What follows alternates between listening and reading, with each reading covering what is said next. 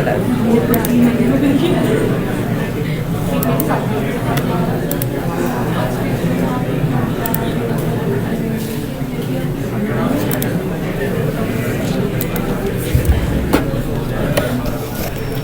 सही आ रहा है? मैं देख रहा हूँ, स्टार्ट करो।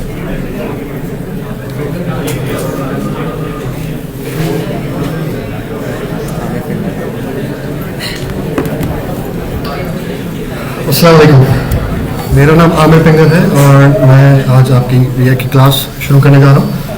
आज हम इस वक्त सर ने काफ़ी ब्रीफ कर दिया आज के प्रोग्राम के बारे में।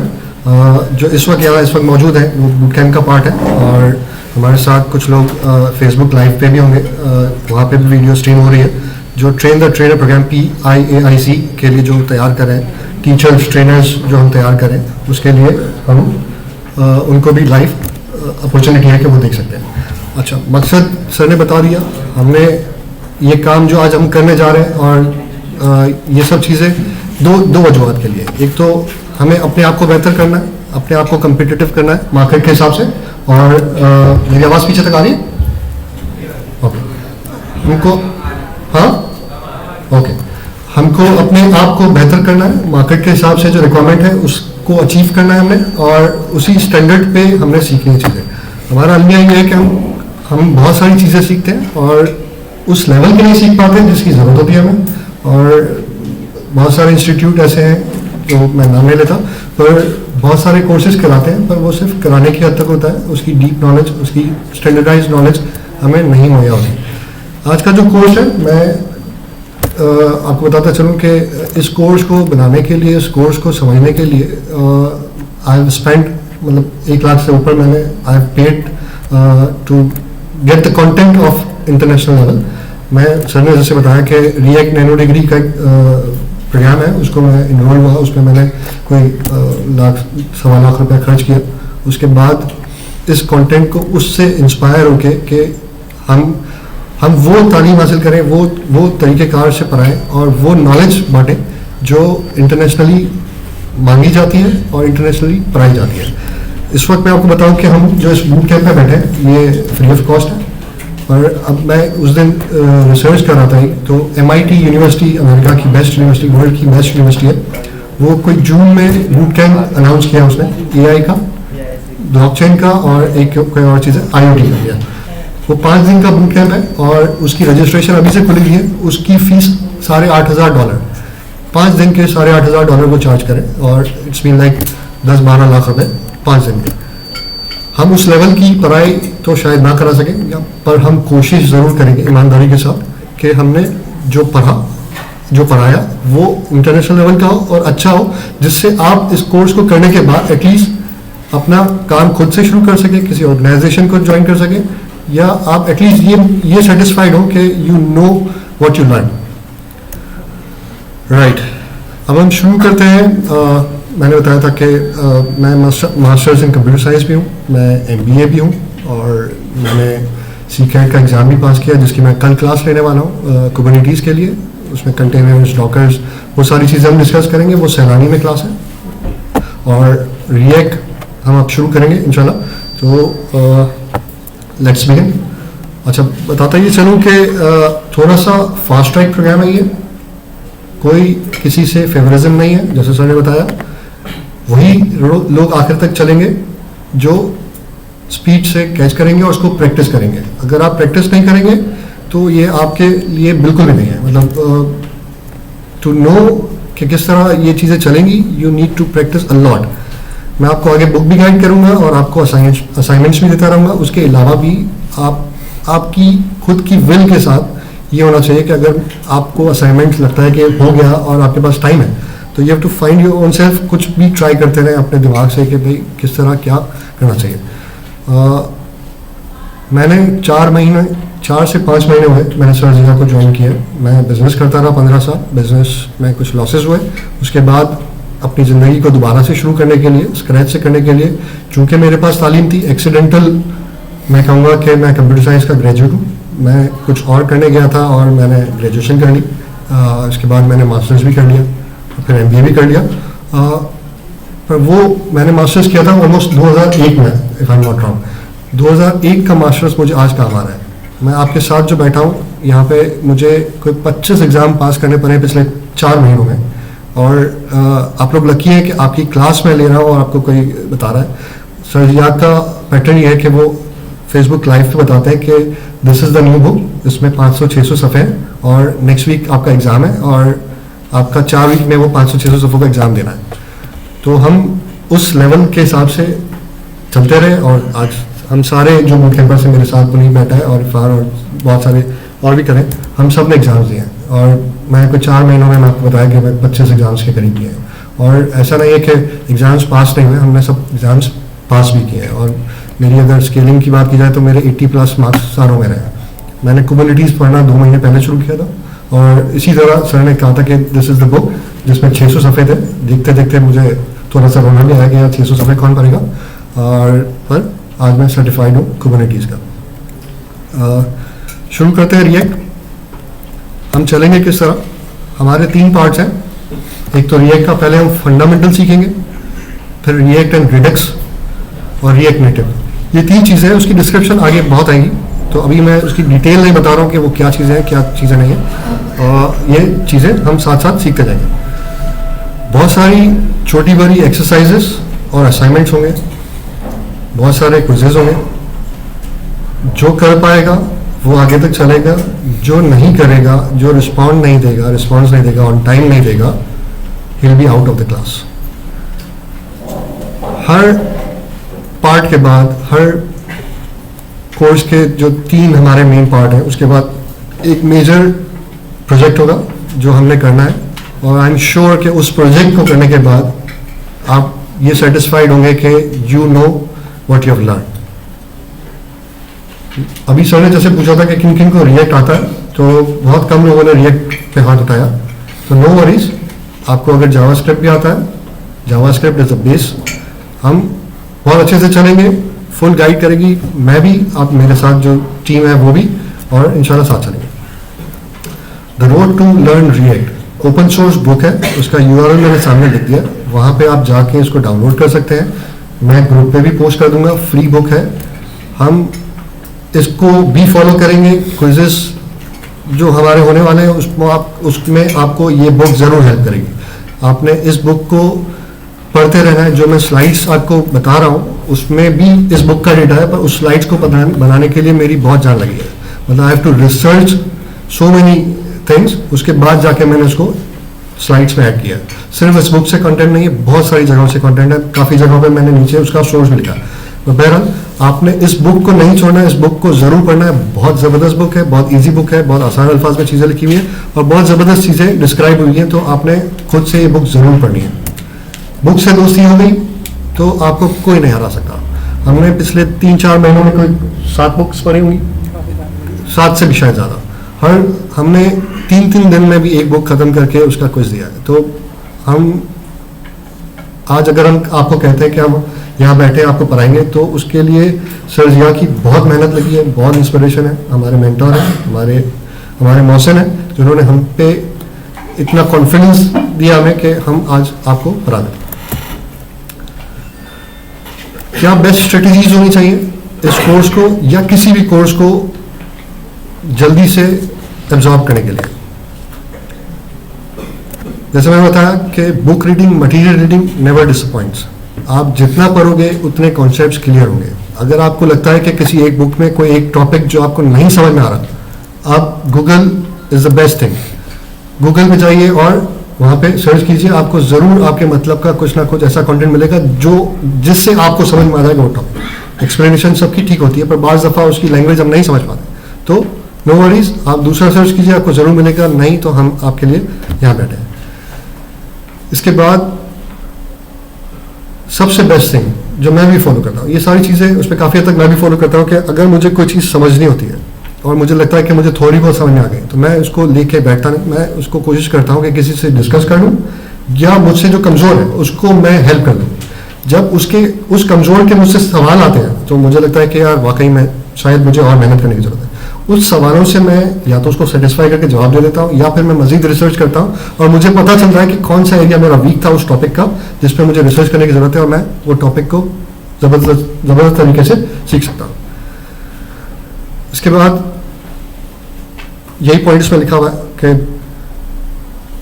प्रैक्टिस इज द मेन की टू सक्सेस। आपको परफेक्शन चाहिए होती है किसी काम के लिए। हर कोई भी चीज़ परफेक्ट नहीं हो सकती, पर कहने का मकसद ये है कि you have to reach to the maximum point जो जिससे आगे आप कहेंगे यार आई नो द स्टफ। उसके लिए एक ही काम है, प्रैक्टिस।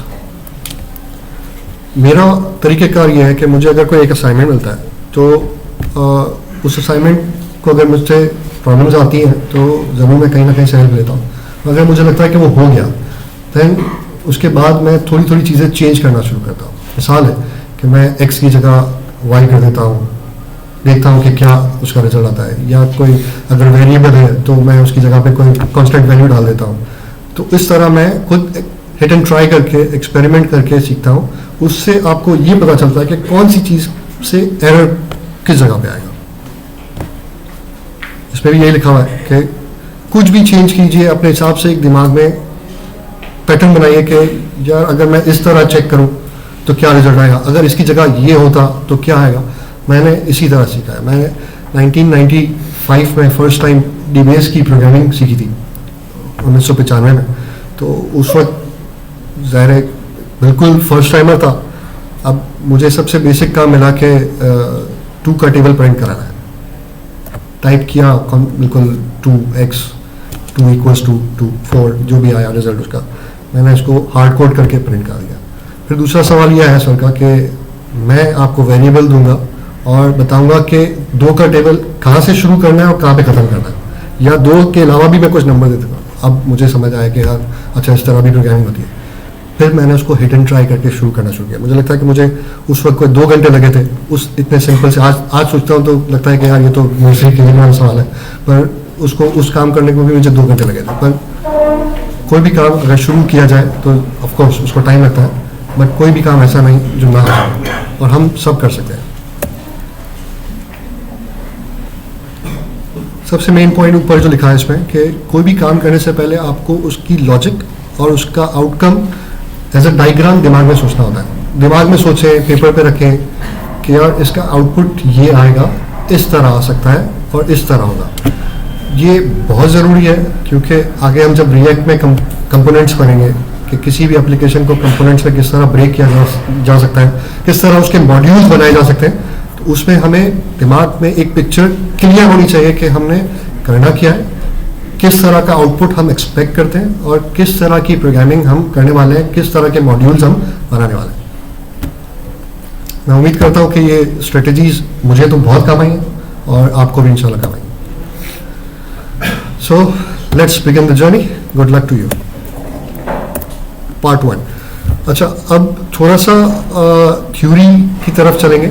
हम नॉर्मली प्रोग्रामिंग सीख लेते हैं, कोडिंग सीख लेते हैं, बट अगर किसी से सवाल किया जाए कि ये उसका मकसद क्या है और ये हो क्यों रहा है और किस तरह हो रहा है, तो बहुत से लोग मार खा जाते हैं उसमें।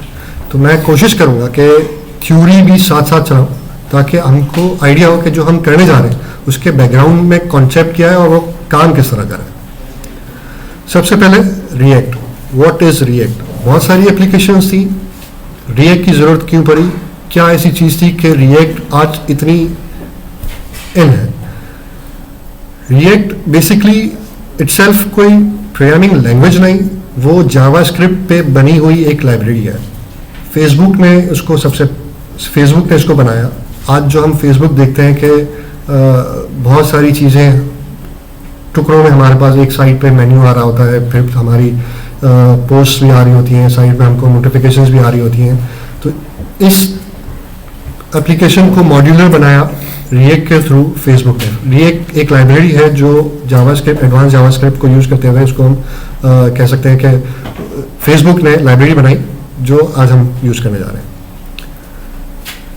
Facebook, like Angular, Ember, and Backbone, help JavaScript developer to build modern web application beyond the usage of vanilla JavaScript। यानी plain JavaScript के अलावा जैसे frameworks है Angular, Ember, इन्होंने भी help किया Initial React releases was 2013 by Facebook. React is non-single page application framework but the Vue library. Actually React हमारे पास मैं आगे बताता हूँ आपको, हमारे पास 3 लेयर्स होती हैं. एक होता है कि मॉडल के काम किस तरह, काम कहाँ स्टोर हो रहा है. एक होता है व्यू लाइब्रेरी और दूसरा होता है कंट्रोलर के काम किस तरह उसको मैनेज करना है. रिएक्ट जो हमारा है वो व्यू लाइब्रेरी जो है कि डिस्प्ले किस तरह यूज़र को दिखाना है हमने, वो उस पर फोकस करता है. और उसका मकसद यही है कि आपको किस तरह का इन्वायरमेंट यूज़र को दिखाना है और किस बेस्ट तरीके से दिखाना है. It is a V in MYC model view controller. Model data, view user interface and controller the process to handle the input. जो हमने लॉजिक लगाई, जो प्रोग्रामिंग की वो. React only enables you to render components as a viewable element in your browser. आपको वो ऐसा element बना के देता है, ऐसा कंपोनेंट बना के देता है जिसको यूज करते हुए आप अपना कोई भी आउटपुट ब्राउजर में ले आ सकते हो. Why React? Because of its compositional model. मैं आगे बताऊंगा ये क्या चीज़ें हैं. It's declarative rather than imperative nature. Unidirectional data flow. React is simply JavaScript. अब ये चीज़ें क्या हैं, थोड़ी सी मुश्किल लगेगी पर no worries. Compositional model. Composition is the act or mechanism of combining simple function and build more complicated one. ये क्या बात हुई कि सिंपल को छोड़ के हम सिंपल को यूज करते हुए कॉम्प्लिकेशन पे आ जाए. आगे आपको बताता हूँ. 2 चीजें आपने याद रखनी है. रिएक्ट सिंपल फंक्शंस को लेता है और उसको कॉम्प्लिकेटेड कंबाइन करके कॉम्प्लेक्स करके आपको एक जबरदस्त चीज प्रोवाइड करता है जिसको आप यूज करते हैं. वो क्या चीज है, टेंशन नहीं, आगे हम बताते हैं. ये एक सिंपल जावास्क्रिप्ट का फंक्शन है. कोई बताएगा कि इसमें कोई प्रॉब्लम वाली बात है? फंक्शन गेट ट्विटर प्रोफाइल, उसमें यूजर नेम का आर्ग्यूमेंट पास हो रहा है. जब भी ये फंक्शन कॉल होगा उसमें एक आर्ग्यूमेंट पास होगा जिसमें हम यूजर नेम प्रोवाइड करेंगे. वो सिंपली एक यूआरएल जिसके आगे यूजर नेम ट्विटर, उसके आगे एक यूआरएल रिटर्न कर देगा. Simple enough. कोई प्रॉब्लम किसी को? इसके बाद लेफ्ट साइड पे वही वाला फंक्शन, राइट साइड पे एक दूसरा फंक्शन जिसपे हमने ट्विटर से उसका यूआरएल यूज करते हुए उसकी एक नाम दिया और उसका एक दूसरा यूआरएल पास कराया, रिटर्न कराया जिसमें उसकी पिक्चर का यूआरएल आ रहा है. सिंपल फंक्शन है. किसी को कोई प्रॉब्लम? एक इनपुट जा रहा है और रिटर्न हो रहा है एक यूआरएल सिंपल फॉर्म में.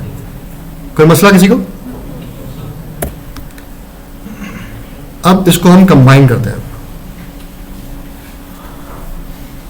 एक हमने तीसरा फंक्शन बनाया जिसमें एक यूजर गया और वो एक ऑब्जेक्ट रिटर्न कर रहा है जिसमें 2 की वैल्यू पेयर है. एक है ट्विटर प्रोफाइल और दूसरा उसकी प्रोफाइल पिक. और जब हम उसको कॉल करते हैं तो वो इनसाइड एक जो गेट ट्विटर प्रोफाइल का एक फंक्शन था वो कॉल करके उसकी वैल्यू उस की में स्टोर कर रहा है. Simple enough.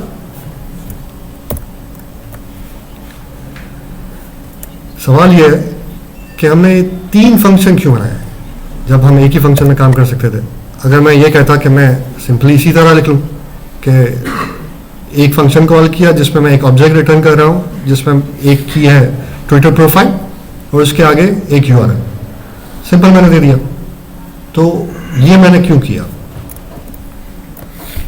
टेक्निकली इस पर कोई मसला नहीं, पर एक प्रॉब्लम है. ये कॉम्पोजिशन नहीं है. कॉम्पोजिशन का मतलब ये है कि हम छोटे छोटे टुकड़ों को मिला के कंबाइन करके कंपोजिट करके एक बड़ा चंक बनाते हैं. उससे फ़ायदा क्या है?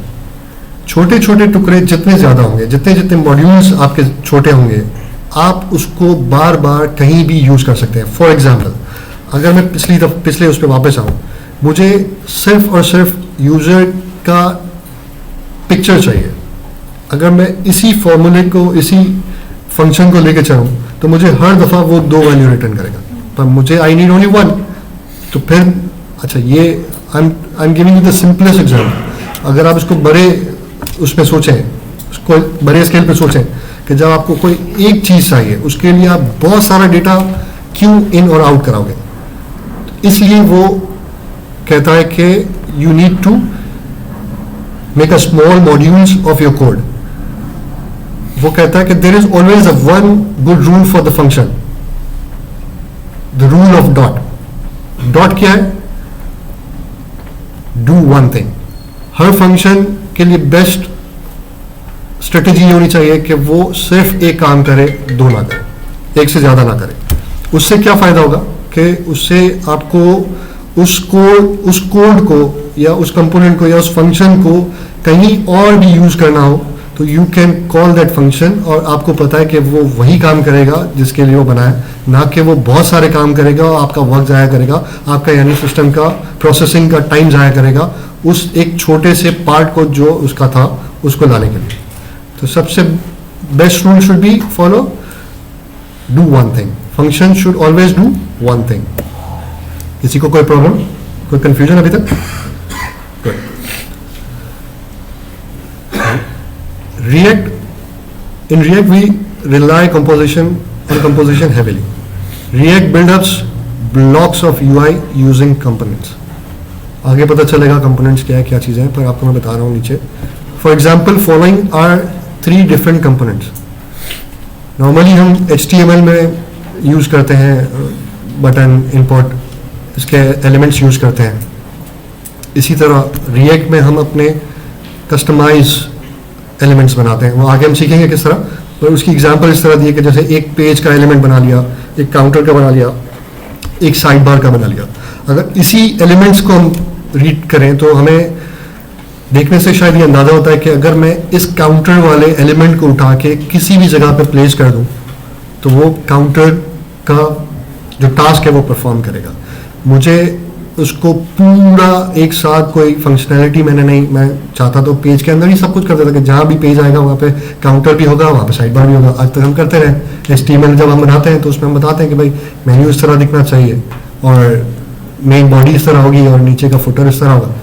पर ये कुछ और तरीके से बता रहा है। ये कह रहा है कि आपका जो पेज होगा उसमें आपने हर चीज़ को हिस्सों में बांट दिया है ताकि अगर उस हिस्से को आपको कहीं और भी यूज़ करना हो तो आप कर सकते हैं। अगर हम नॉर्मली फेसबुक की एग्जांपल दें तो जब हम एक ऑप्शन से दूसरे ऑप्शन पे जाते हैं, अगर हम मिसाल है कि फेसबुक ब्राउज़र पे चला रहे हैं, मोबाइल पे नहीं ब्राउज़र पे चला रहे हैं, तो आप देखेंगे कि लेफ्ट साइड वाला पैनल जो है वो हमेशा वही रहता है, बीच वाला पोर्शन चेंज हो जाता है। या राइट साइड पर अचानक से कोई ऐड आना शुरू हो जाती है, और पहले किसी ज़माने में फ्रेम्स बहुत ज़्यादा दिखती थी कि यार ये साइड पे पैनल है, अब तो वो भी नहीं दिखता। तो बहुत सारी ऐसी चीज़ें हो रही थी जो अपडेट हो रही होती हैं। एक पोर्शन अपडेट हो रहा था पेज का, बाकी चीज़ें स्टैटिक वैसी रह रही होती हैं, और वो सारी चीज़ें रिएक्ट के थ्रू हम करेंगे। करंटली ऊपर जो 3 है वो इंडिपेंडेंट है किसी भी एक दूसरे, यानी 3 काउंटर्स की मैंने जो एग्जांपल दी है वो कोई भी एक एलिमेंट किसी और एलिमेंट पे डिपेंडेंट बाहर नहीं है। अब जैसे मैंने बताया कि अगर मैं इसको इसी तरह करता कि एक पेज का एलिमेंट जिसमें मैं या तो हार्ड, मेरे पास 2 ऑप्शन थे, या तो मैं हार्ड कोड कर देता कि भाई इस तरह लेफ्ट पैनल होगा, इस तरह राइट होगा। बट रिएक्ट में हम किस तरह करते हैं, उसको एक पेज का जो एलिमेंट था उसके अंदर हमने कहा कि यार I need a side bar, I need a counter. मेरी मर्जी है कि मैं काउंटर यहाँ से हटा दूँ, उसका पेज के दूसरे एलिमेंट्स पे कोई फर्क नहीं पड़ेगा, साइड बार अपनी जगह पे रहेगा, वो काम करता रहेगा। HTML में आपने पूरी सेटिंग्स चेंज करनी होती है, इसमें आपने कुछ नहीं करना।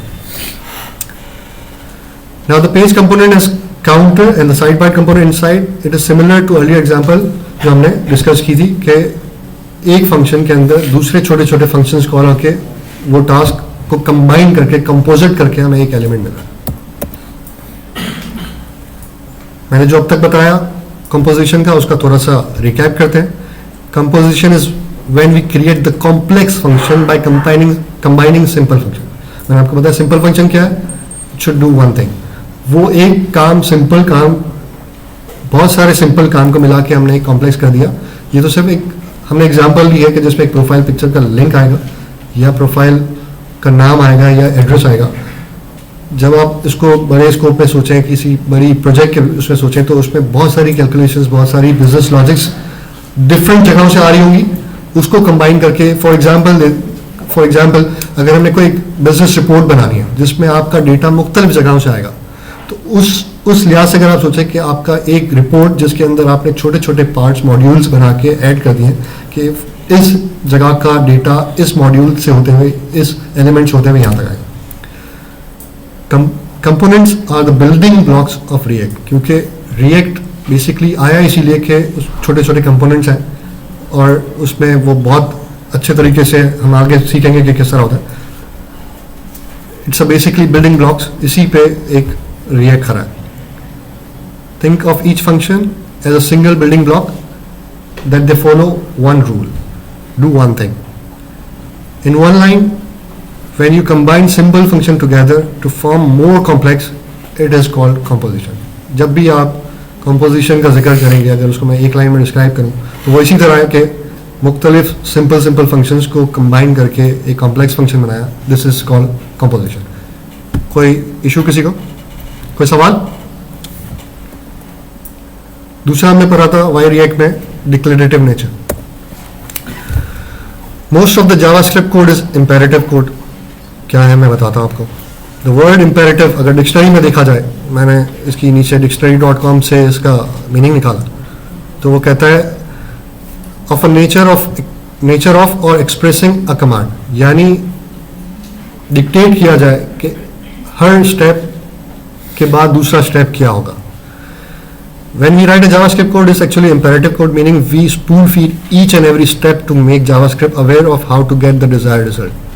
हमने जो भी चीज़ का रिजल्ट चाहिए हमें, उस रिजल्ट को हासिल करने के लिए हमने एक एक चीज़ उसको स्पून फीड करनी होती है कि इसके बाद ये करोगे, इसके बाद ये करोगे, इसके बाद ये करोगे, ताकि हमें जो डिज़ायर्ड रिजल्ट है वो मिले। इसका मतलब चले इसको हम एक एग्जांपल से समझते हैं। फॉर एग्जांपल मैं एक प्रोग्रामिंग से हट के एग्जांपल देता हूँ। अक्सर घरों में टैंक्स होते हैं, पानी के टैंक्स होते हैं। उसमें एक ज़माने में ये होता था कि आज भी होता है अक्सर जगहों पे कि आपने मैनुअली जाके उसको चेक करना होता है कि पानी ख़त्म तो नहीं हो गया, अगर ख़त्म हो गया तो मोटर चला दी, ताकि जो इसका एक लेवल है उसको हम बरकरार रखें, पानी टैंक में फुल होना चाहिए हमें। दूसरा एक टेक्नोलॉजी है कि आपने उस पर टेक्नोलॉजी का यूज़ किया और उसको ऑटोमेट कर दिया कि जैसे ही एक लेवल से नीचे पानी है, पानी का मोटर ऑटोमेटिक स्टार्ट हो जाए और वो आपके उसी टैंक का लेवल जो आपने उसको डिस्क्राइब किया हुआ है उस लेवल तक आके उस मोटर को ऑटोमेटिकली शट ऑफ कर दें। तो ये एक सिंपल एग्जांपल थी। अब मैं आपको आगे बताता हूँ।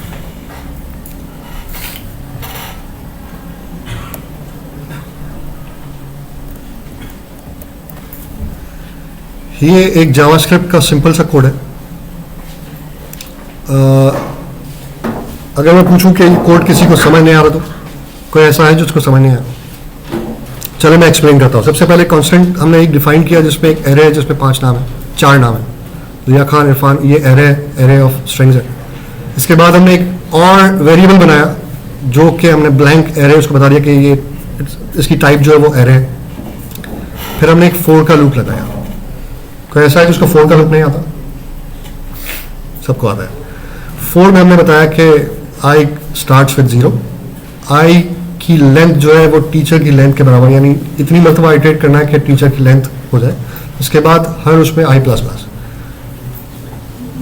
वो कर क्या रहा है, जो हमने टाइटल्स का ब्लैंक एरे बनाया था उसके हर एलिमेंट पे जाके टीचर का आई वाला एलिमेंट यानी 0, 1, 2 वो उस एलिमेंट में मिस्टर डॉट के साथ उसका नाम।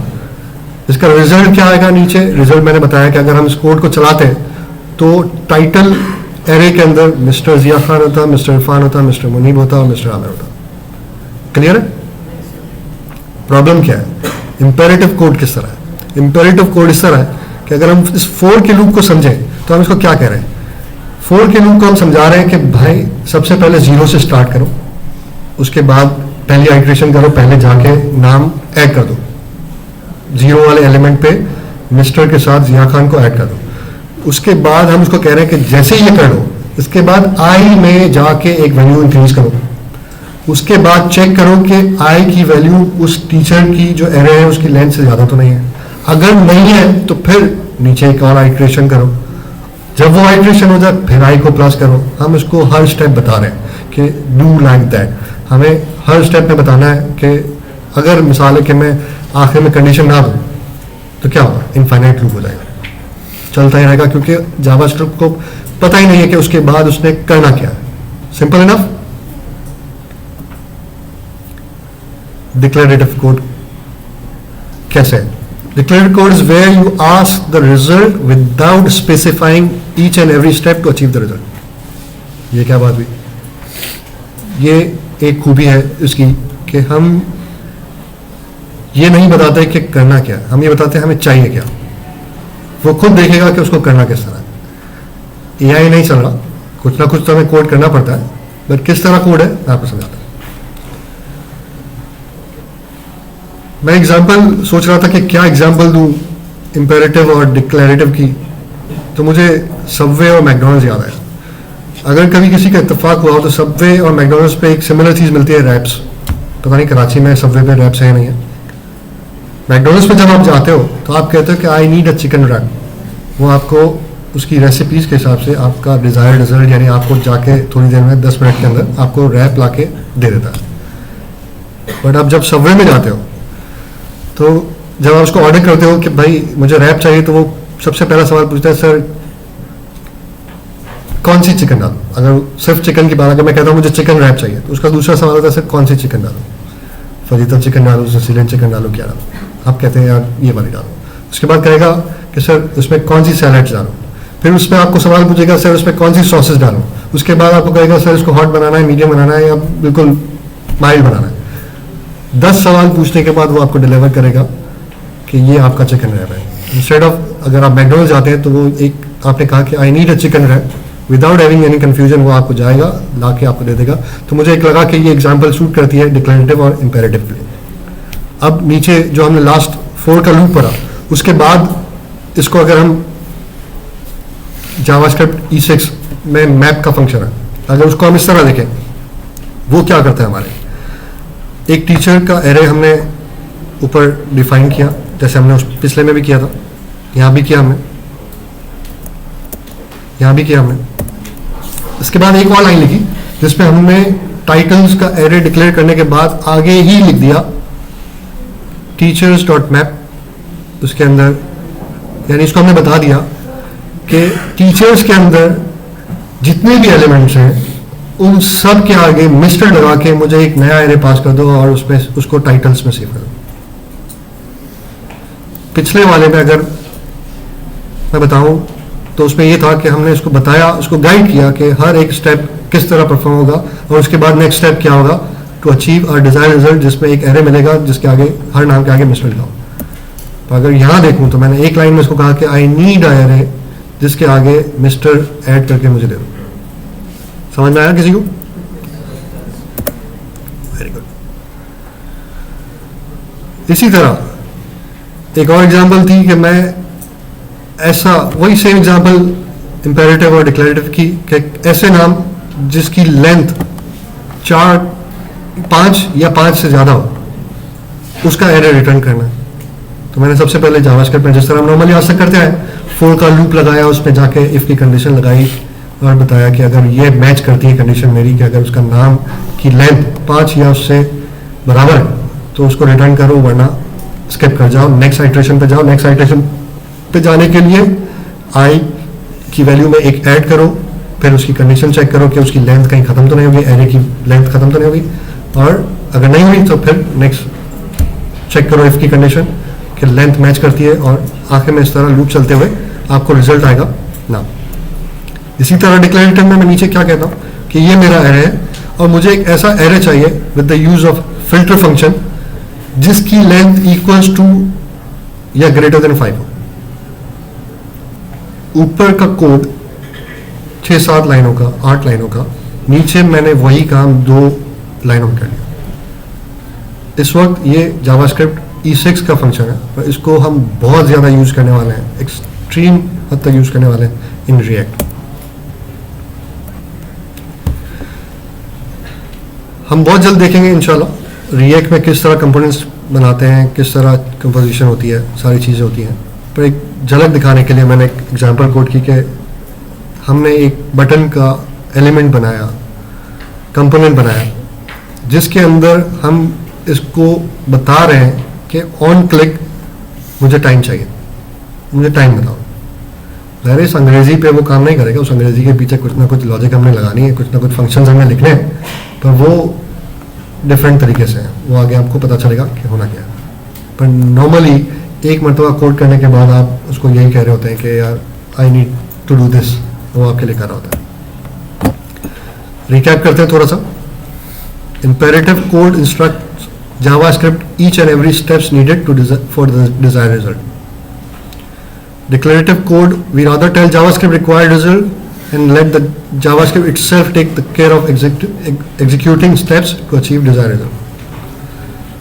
React code is declarative code because we write code which tells what we want, and React takes all the necessary steps of JavaScript DOM to get the desired result. DOM का idea बहुत ज़्यादा ज़रूरत पड़ेगी आगे, अगर किसी को idea नहीं है तो उसको रीड आउट ज़रूर करें। ये बेसिक चीज़ है जो जावास्क्रिप्ट और HTML में आनी चाहिए, तो वो हमें काफ़ी हेल्प करेंगे। हेल्प नहीं, एक्चुअली ज़रूरी है ये चीज़ें आना ताकि आप आगे कर सको। तीसरा पॉइंट मैंने बताया था कि react does the unidirectional data binding. एक होता है टू वे डेटा बाइंडिंग, एक होता है यूनिडायरेक्शनल यानी one directional data binding. Unidirectional क्या है? फॉर इंस्टेंस हम समझते हैं कि एक हमारा बैकएंड का डेटा होता है, उसके बाद बीच में कोई बिजनेस लॉजिक होती है, और तीसरा पॉइंट होता है हमारा यूजर इंटरफेस, जिसको हम देख रहे होते हैं, जिसको यूजर डील कर रहा होता है, जिससे यूजर इंटरेक्ट कर रहा होता है और इन या आउट डेटा करता है। टू डायरेक्शनल डेटा बाइंडिंग का मतलब क्या है कि या तो फ्रंट एंड पे डेटा चेंज हो तो वो जाके बैक एंड पे भी चेंज कर देगा, बैक एंड पे चेंज हो तो वो फ्रंट एंड पे कर देगा। ये चीज लगती बहुत अच्छी है। Two way data binding looks really great, but when application grows it hard to determine where the actually data being updated. जब एप्लीकेशन को बड़े लेवल पे आती है तो हमें ये प्रॉब्लम आना शुरू हो जाती है टू वे डेटा बाइंडिंग में कि एक्चुअल डेटा चेंज हुआ कहाँ था और किस किस जगह पे इसको अपडेट होना चाहिए था और नहीं हो पाया। Unidirectional is a one way data binding, it only propagates changes from the model to the UI, not vice versa. It is also known as single source of truth. मतलब क्या है? मतलब यह है कि फॉर इंस्टेंस आपने कोई भी डेटा फ्रंट एंड पे अगर चेंज हुआ, किसी भी लॉजिक की वजह से चेंज हुआ, वो इटसेल्फ खुद चेंज नहीं करेगा, वो बैकएंड पे मॉडल पे जाके उस डेटा को अपडेट करेगा। एक जगह पे अपडेट करने के बाद मॉडल आगे जिस जिस जगह पे उस डेटा का यूज था उसको खुद ही वो अपडेट करके आपके UI तक पहुंच के आपको अपडेटेड डेटा कंसिडर करेगा।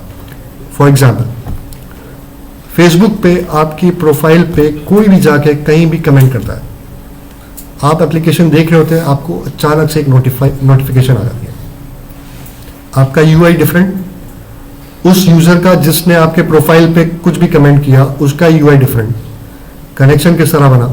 कनेक्शन इस तरह बना कि जब उस यूजर ने कोई भी इनपुट किया होगा तो वो इनपुट जाके पीछे मॉडल में जहाँ पे डेटा बाइंडिंग चल रही होगी, कोई ना कोई जगह होगी जहाँ पे डेटा स्टोर होकर आप तक पहुँच रहा होगा, उस डेटा जहाँ स्टोर हो रहा है वहाँ पे उसने जाके चेंज किया। अब डेटा वहाँ जब अपडेट हो गया, वहाँ अपडेट होने के बाद उसने जहाँ जहाँ उसको अपडेट होना था, यानी आपकी स्क्रीन पे या किसी और की स्क्रीन पे, या अगर ग्रुप की बात किया जाए तो 10 लोग अगर उस ग्रुप पे हैं, उस वक्त ऑनलाइन एक्टिव है, तो वहाँ पे जाके उसने उसको अपडेट करके आपकी स्क्रीन पे आपको ब्लिंक कर दिया कि you got the new message.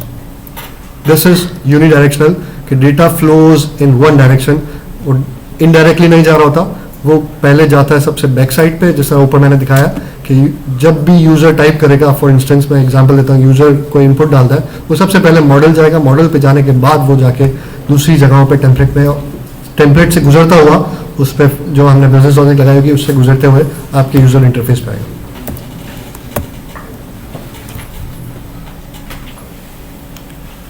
React unidirectional है किस तरह?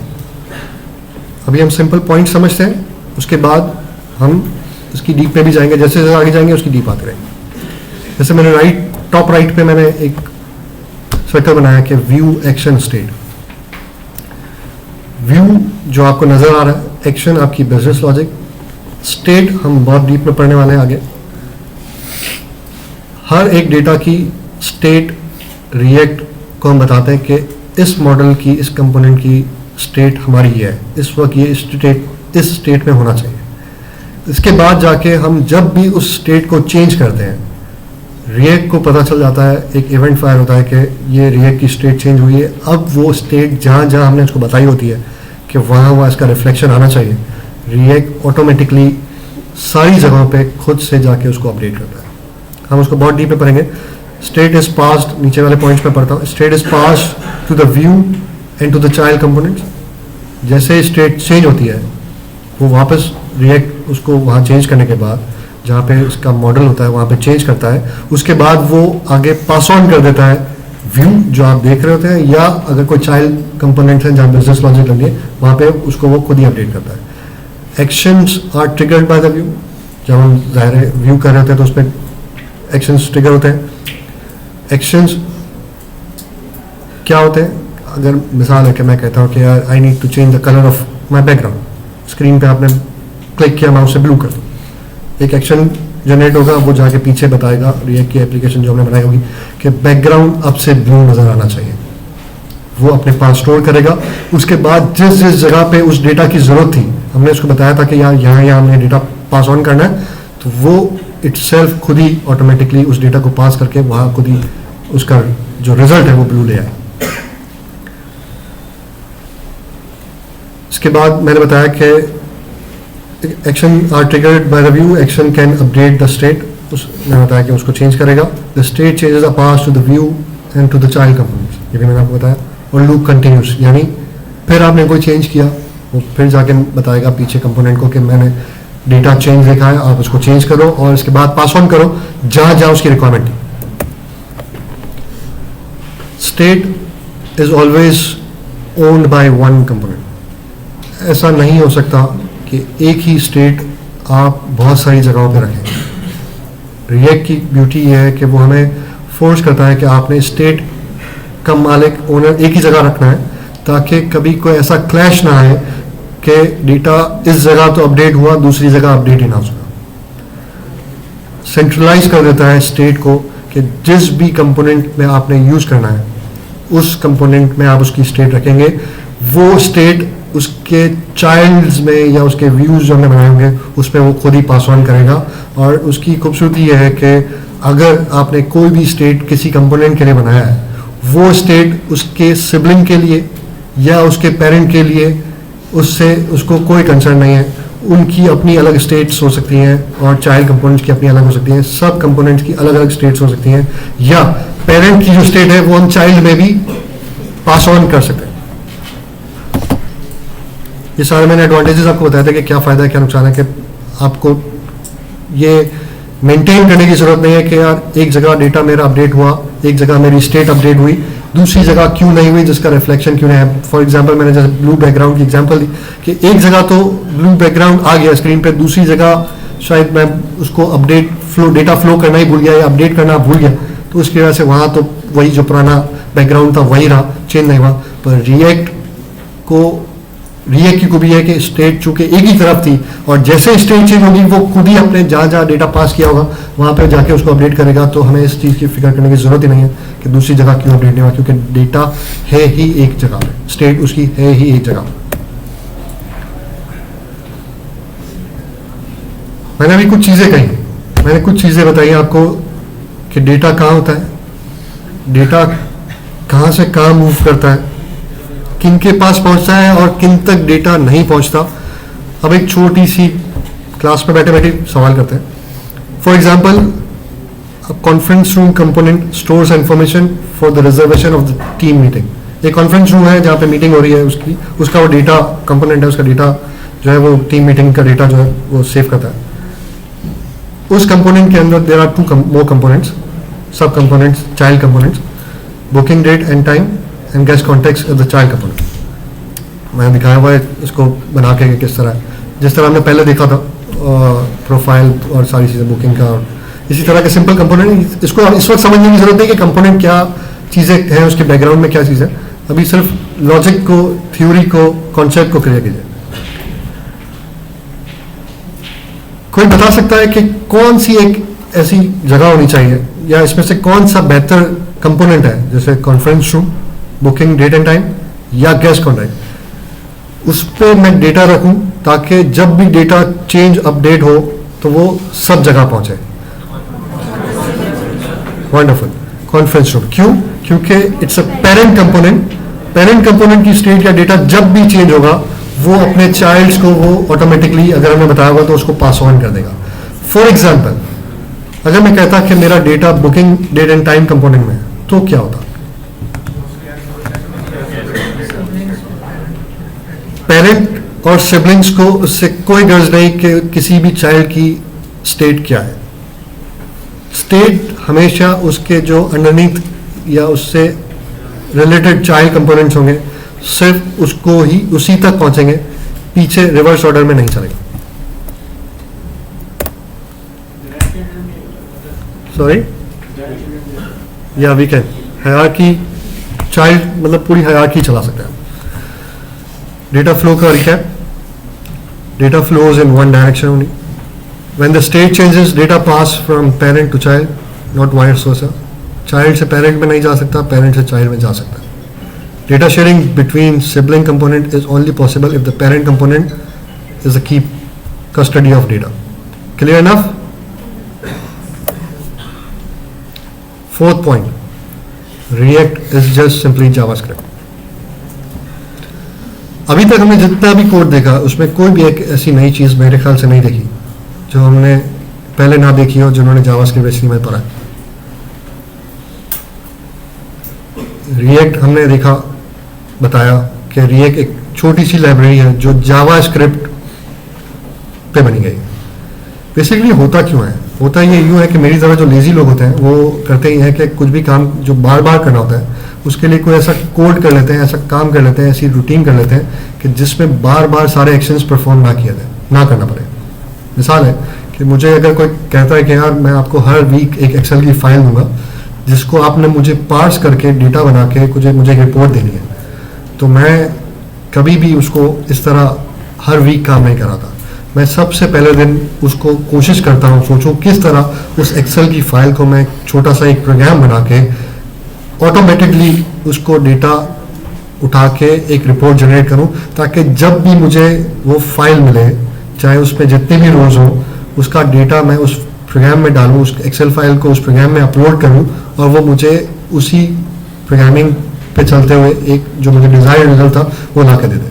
तो बेसिकली रिएक्ट भी शायद मेरा गुमान है कि इसीलिए होगा कि फेसबुक को जब फेसबुक बनाना था तो एक ही चीज़ को बार बार कोड करने से बेहतर है कि उन्होंने कंपोनेंट्स बनाया। और चूंकि ये अच्छा भी है, उन्होंने एक अच्छी चीज़ बताई कि आपने एक ही चीज़ को अगर बार बार यूज़ करना है तो you don't have to write the code again and again, you don't have to apply the business logic again and again, और आपको कॉम्प्लेक्स फंक्शंस को कॉल करने की जरूरत नहीं है। You make a simple component, you fix the component to the place where you need it and your application is ready. Even components की बार बार जब मैं बात कर रहा हूँ, जो मैंने आपको दिखाया अभी कॉन्फ्रेंस रूम का डेट एंड टाइम वाला, वो कंपोनेंट भी बेसिकली कोई नई चीज़ नहीं है, वो क्लास और जावास्क्रिप्ट के फंक्शंस, बैकएंड पे वो फंक्शंस ही हैं और क्लास ही है। क्लास भी बेसिकली फंक्शन ही है और इसको इसी तरह लेते हैं कि function. There is nothing new about it, सिर्फ नाम हमने उसको, क्योंकि एक नए पैटर्न के साथ है इसलिए हमने नाम चेंज कर दिया उसको। Arrow functions, map, filter function हम बहुत ज़्यादा यूज़ करने वाले हैं, और इसके अलावा भी स्प्रेड, जो ES6 के जितनी भी सारी चीज़ें हैं बहुत ज़्यादा यूज़ करने वाले हैं। जिसका हाथ क्लियर नहीं है उससे गुजारिश है कि वो कल से नहीं आज से ही उसकी एक्सटेंसिव प्रैक्टिस करना शुरू कर दे, क्योंकि आगे जितनी भी एक्सरसाइजेज हैं, प्रोजेक्ट्स हैं, उन सब में इन चीज़ों की ज़रूरत पड़ेगी, और अगर वो चीज़ समझ नहीं आ रही तो प्रॉब्लम आएगी। सबसे बेस्ट पार्ट इस क्लास का ये है कि हम लोग तो हैं ही हैं, बहुत सारे लोग ऐसे हैं जो रिएक्ट जिनको आता है, EX6 जिनको अच्छा आता है, कुछ लोग ऐसे हैं जिन्होंने बहुत अच्छा मार्क EX6 में स्कोर किया एग्जाम में। आप उनको आइडेंटिफाई करें, बल्कि मैं उनसे ही रिक्वेस्ट करूंगा कि जिन जिन को बहुत अच्छा आता है वो अपनी इस वक्त रॉ में बैठे उसी में से देखें कि जिसको नहीं आता अपने लिए अपने कॉन्सेप्ट्स को मजीद क्लियर करने के लिए, क्योंकि आप जब उसको समझाएंगे तो आपको बहुत अच्छा आ जाएगा, और अगर किसी को नहीं आता तो किसी का भला करेंगे तो आपका भी भला हो जाएगा और ज़बरदस्त काम हो जाएगा। हमारी टीम में ज़्यादा से ज़्यादा लोग आखिर तक चलेंगे इसी तरह, और ड्रॉप आउट का रेशियो कम हो जाएगा। क्योंकि अगर प्रैक्टिस नहीं हुई और अगर आपने आज का काम कल पे छोड़ दिया तो बिलीव मी आप इसको कैच नहीं कर सकोगे, आप नहीं पढ़ पाओगे और आप पीछे रह जाओगे, और मजबूरन आपको एक वक्त ऐसा आएगा आप कहोगे कि मैं तो क्लास में जाऊंगा नहीं क्योंकि मुझे तो समझ नहीं आया। वो मैं अश्योर करता हूँ कि हमारी जो इस वक्त चीज़ें हम आपको बताएंगे या सिखाएंगे वो उसकी वजह से नहीं होगा, चाहे आपके दिमाग में ये हो कि शायद सर बहुत फास्ट गए या किसी ने बताया नहीं या बहुत स्पीड से समझ नहीं आया, मुझे तो नहीं आता था पहले से।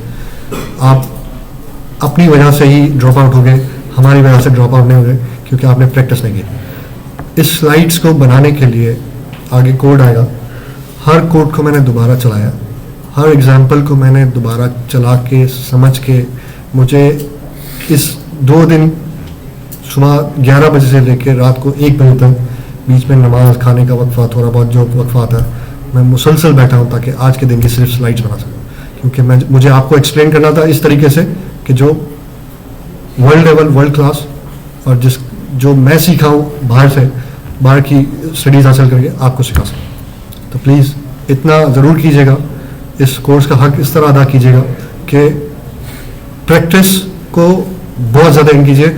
और मैं गुजारिश करूँगा कि जिन जिन के पास लैपटॉप है वो आज जो लाए वंडरफुल, जो नहीं लाए वो ज़रूर लाइए, क्योंकि हम कोशिश यही करेंगे कि सुबह आएंगे और रात तक यहीं रहेंगे, और हम तो रहते ही हैं, मतलब हम हर सैटरडे को सुबह 9 बजे भी कम 9 साढ़े 9 बजे हम 9 बजे आ ही जाते हैं, और रात को हम लोग 10 साढ़े 10 और अक्सर 11, और ये लोग तो कभी कभी 2 बजे तक भी यहीं होते हैं और काम कर रहे होते हैं। और हम भी इनफैक्ट यहाँ पे जो हम PIISC की वेबसाइट हमने बनाई है उसमें हमारी टीम ने, जो कोर टीम है, उसने 3-3 दिन यहीं गुजारे हैं ताकि उस पेज को टाइम पे अप किया जाए, और आज वो अप है। और अल्हम्दुलिल्लाह मैं बड़ी बात नहीं करता, एक साथ बहुत सारे लोग आए उस वेबसाइट पे और वो वेबसाइट पे कोई इशू नहीं आया। वो वेबसाइट आज भी उसी तरह चल रही है, 18,000 या प्लस लोग उस पर रजिस्टर हो चुके हैं, उसका डेटा है, और ये चलता रहेगा इंशाल्लाह। तो ये हमारी टीम के लिए मैं कहूँगा कि यार जो बैठे हैं इस वक्त उनके लिए कम से कम तालियां हो जाए, उन्होंने इतना ज़बरदस्त काम किया। ये टीम तो मेरे ख्याल से इस वक्त साथी नहीं है, ज़्यादा लोग हैं ऊपर जो काम कर रहे हैं। हम सब बूट कैंपर्स थे आपकी तरह, हम सब इसी तरह फर्स्ट डे जब आए थे ज़िया खान को हमने इसी तरह सुना था, और इसी तरह हमको लगा था कि पता नहीं हम कैसे करेंगे। और सैलानी में कुछ लोगों ने सीखा, कुछ लोगों ने यहाँ सीखा, मैंने सैलानी में भी बहुत कुछ सीखा, यहाँ भी मैंने क्लासेस लेके बहुत कुछ सीखा। और ज़बरदस्त बात यह है कि ना वहाँ कुछ पैसे लगे, ना यहाँ कुछ पैसे, ना आपको कुछ पैसे लग रहे।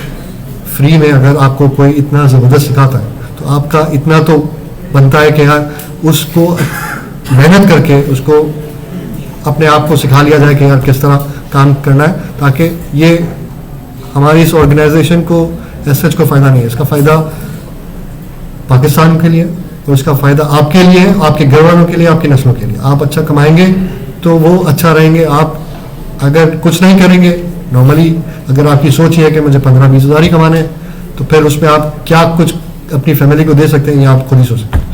कोई मुश्किल नहीं है, हमारे पास ऐसी बहुत सारी सक्सेस स्टोरीज़ हैं जिनका कोई बैकग्राउंड आईटी का नहीं था और वो आज लाख, 1.5 लाख, 2 लाख कमा रहे हैं।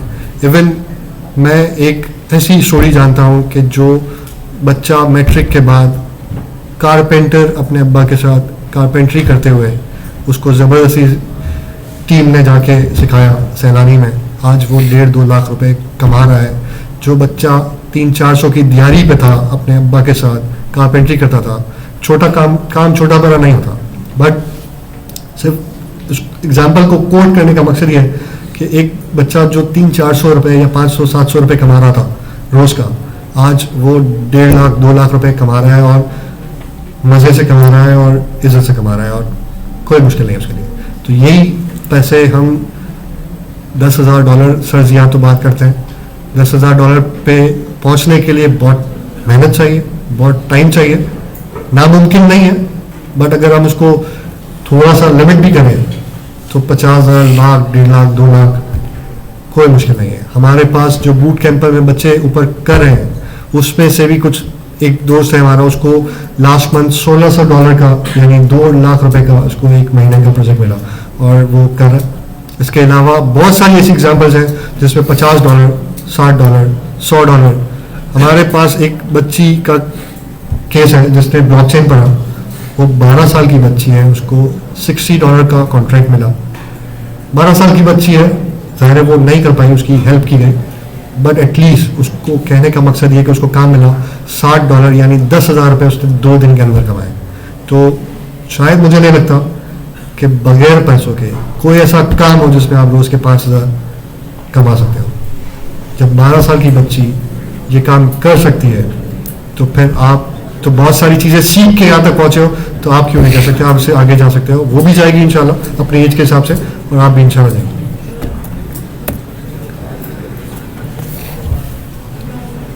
First part finished. There is assignment for you. इंशाल्लाह थोड़ी ही देर में मैं ग्रुप में इसको पोस्ट कर दूंगा। हर वो शख्स जो यहाँ पे रहेगा वो जो हमारा ग्रुप है उसको ज़रूर फॉलो करेगा, उसको सी फर्स्ट कर लेगा, ताकि उसमें जब भी कोई अनाउंसमेंट आए तो आपको पता हो कि आगे स्ट्रेटजी क्या है। क्लास की टाइमिंग्स, क्लास के प्रोजेक्ट्स, क्लास के क्विज़ेस, सारी डिटेल्स उसमें आएंगी। मैंने आपको बताया था सबसे पहले कि सर्स या हमें कोई भी सैटरडे के दिन काम देते थे, वो आके नहीं, वो रास्ते में फेसबुक लाइव पे आते थे और कहते थे team get ready for this, I have found out a book which is very good. मैंने वो बुक पढ़ लिया। सर्जिया की क्वालिटी है कि जब भी वो कोई काम हमें बताते हैं कि करना है, तो जैसे उन्होंने एग्जांपल दी थी कि सबसे पहले मैं खुद करता हूँ, तो सबसे पहले वो खुद पढ़ते हैं, वो खुद पढ़ते हैं, समझते हैं और उसकी नीड को समझते हुए फिर वो डिसाइड करते हैं कि हाँ इट्स अ नीडफुल, ये आज की तारीख के लिए ज़रूरी है, या आज नहीं तो उसके 6 महीने बाद उसकी बहुत ज़रूरत पड़ने वाली है। तो वो हमको आके बता देते हैं कि this is the thing, start doing it next week या 3 दिन के बाद। जैसे मैं अगर बताऊं कि लिनक्स का एग्ज़ाम हमने दिया था, थर्सडे था, सर ने अचानक से कहा कि यार आपको लिनक्स आना चाहिए, आप लोगों को लिनक्स नहीं आता। हमने कहा सर ठीक है हम सीख लेंगे। सर ने बोला ठीक है, you got 2 days, you got 2, after 2 days you got the exam. Literally हमने 2 दिनों में लिनक्स की किताब पढ़ी थी, कुछ 100-200 सफ़े थे, मुझे याद नहीं। सबसे पहली किताब थी शायद मेरी इतनी फास्ट पढ़ने की। मैंने आईटी 2001 में जब छोड़ी, उसका सिर्फ और सिर्फ एक ही रीज़न था, टेक्नोलॉजी जो पढ़ो का जो सीखो वो ऑब्सोलीट हो जाती है। अब तो बहरहाल बहुत एडवांस हो गई, बहुत मैच्योर हो गई कि अब कोई भी चीज़ चेंज होते हुए बहुत टाइम लगता है। उस वक्त बहुत, मेरे पास कोई 15 सर्टिफिकेशन है, लोकल सर्टिफिकेट्स हैं, गली कूचों में जो इंस्टीट्यूट होते थे उनकी सर्टिफिकेट्स भी हैं मेरे पास, ऑरेकल की भी सर्टिफिकेट है मेरे पास, टेराडाटा जो डेटाबेस है उसकी भी सर्टिफिकेशन है मेरे पास, शायद डिप्लोमा भी है, मुझे याद भी नहीं अब तो मैंने कितने कोर्सेज किए। बट काफ़ी ऐसे कोर्सेज हैं जो शायद आप लोगों ने सुने भी नहीं होंगे। विंडोज़ 95 इससे पहले था, उससे पहले एक विंडोज़ था 3.1, मेरे पास उसकी भी सर्टिफिकेशन है जो आपने शायद देखा भी नहीं होगा। ये मैं बात कर रहा हूँ 1995, 1994। मैंने जब अपना पहला पीसी खरीदा था, मुझे याद पड़ता है मैं 8th क्लास में था, वो 1994 था। तो शायद बहुत सारे लोग यहाँ पे ऐसे होंगे जो 94 के बाद पैदा हुए होंगे। तो बात यह है कि वो बहुत सारी सर्टिफिकेट्स आज भी मेरे पास पड़ी हैं, ऑब्सोलीट है बहुत सारी चीज़ें, पर मैंने उसको संभाल के रखा है कि I have done that. Knowledge is of no value unless you put it in practice. इस चीज़ को, इस रूल को अगर आपने अपने बिठा लिया दिमाग में और उसको फॉलो कर लिया, no one can beat you. आपका कंपटीशन सिर्फ आपके साथ है, आपके आसपास, आगे पीछे, जो कोई जितना भी स्पीड से जा रहा है, जितना भी स्लो है, आपकी जिम्मेदारी है कि आप उसको अपने साथ लेके चलें। ये एक प्रोफेशनलिज्म, ये एथिक्स और ये कामयाबी का जरिया है। हम मुसलमान हैं, हम चीज़ को मानते हैं कि अगर आपने अच्छा किया आपको अच्छा मिलेगा। You do good it will come back to you, if you do evil it will come back to you. तो हम क्यों ऐसा काम करें कि जो हमारे फ़ायदे का ना हो? हम क्यों ना किसी की हेल्प करें? मैं सीक्रेट हूँ, शायद पहला हूँ, तो मेरे सीक्रेट करने के बाद मेरे जहन में ये ख्याल नहीं आया कि मैं अपने टीममेट्स में, अपने साथियों में किसी को इस तरह डिस्करेज करूँ कि आप बहुत मुश्किल था।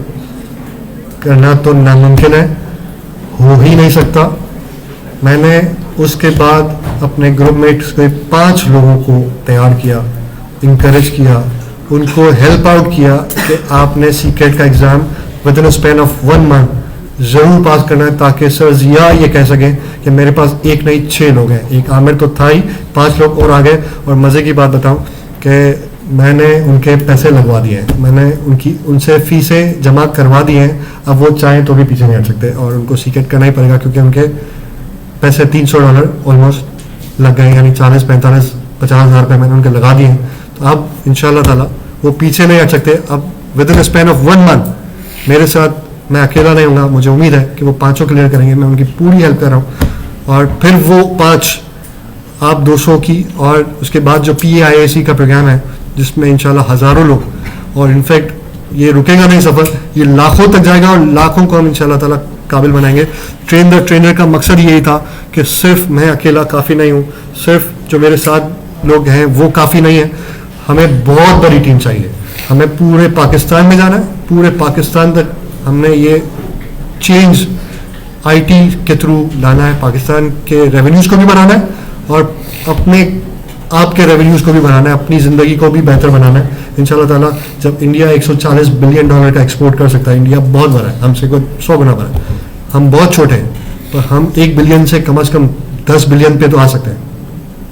और ट्रस्ट में 1 बिलियन से 2 बिलियन पे या 3 बिलियन पे आना with in span of 2 years, even I can say 1 year, अगर बंदे काबिल हो, मेहनत करना जानते हो, उनको डायरेक्शन मिले, तो 1 साल में भी हम अपने रेवेन्यू, पाकिस्तान के रेवेन्यू को डबल तो कर ही सकते हैं। ट्रिपल ना करें, इसको 5 गुना ना करें, पर डबल तो हम बहुत जल्द कर सकते हैं और बिल्कुल कर सकते हैं। अगर आप सिर्फ इतना ही सोचे कि एक 10,000 बंदा अगर $1,000, मैं ज़्यादा की बात ही नहीं करता, अगर $1,000 भी कमाना शुरू कर दे तो बहुत बनता है। $10 लाख बनता है महीने का, साल का $1 करोड़ बनता है, बहुत बनता है। हम बहुत कुछ कर सकते हैं पाकिस्तान के लिए। तो इंशाल्लाह साथ चलते रहेंगे।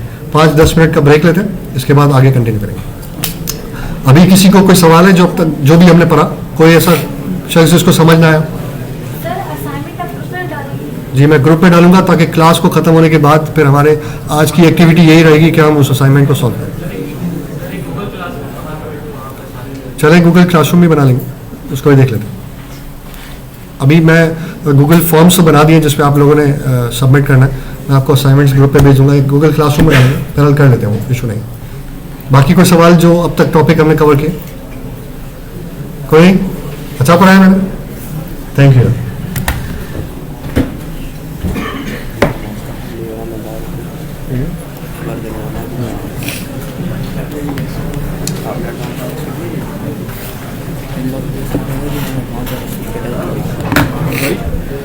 मैं तो AI पाइथन के प्रोग्राम से आ रहा हूँ, मैंने तो जावास्क्रिप्ट पढ़ी नहीं कभी। मैं क्या करूँ यार? सर रिया ने कहा था कि यहाँ ये बूट कैम्प ज्वाइन करना हो, तो यार React का कोर्स हो तो यहाँ पर थोड़ी बहुत तकलीफ है। क्या मसला है? तो क्या आपको गाइड करे किस तरह का? जावास्क्रिप्ट बुक पकड़ो, पढ़ना शुरू कर दो। बहुत इजी बुक है, बहुत ज़बरदस्त बुक है। कॉन्सेप्ट्स, प्रोग्रामिंग के कॉन्सेप्ट कौन सी वाली? आपने एडवांस जावास्क्रिप्ट का टेस्ट दिया क्या था? था यार? नहीं, मैंने स्टेप्स टू लर्न जावास्क्रिप्ट, मैंने पाइथन का एग्जाम दिया था। अच्छा, पाइथन का एग्जाम दिया। जावास्क्रिप्ट कौन सी बुक फॉलो? स्मार्टर में स्पार्टर विद जावास्क्रिप्ट। मैंने 1 हफ्ते में पूरी किताब खत्म की, अच्छे कर दी। बस वो इनफ है।